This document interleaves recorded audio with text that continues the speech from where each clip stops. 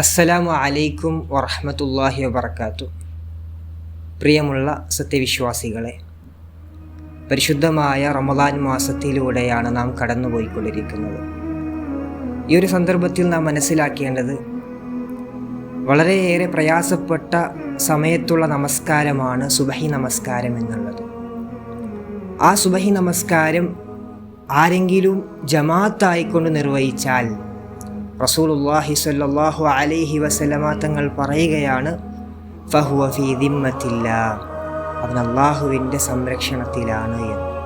അതായത് ദിമ്മത്ത് കൊണ്ടുള്ള ഉദ്ദേശം ഈ ലോകത്ത് നമുക്കുണ്ടാകുന്നതായ എല്ലാ ഷർറിൽ നിന്നും എല്ലാ ഫിത്നയിൽ നിന്നും അള്ളാഹു സുബ്ഹാനഹു വ തആല സംരക്ഷിക്കുമെന്നുള്ളത്.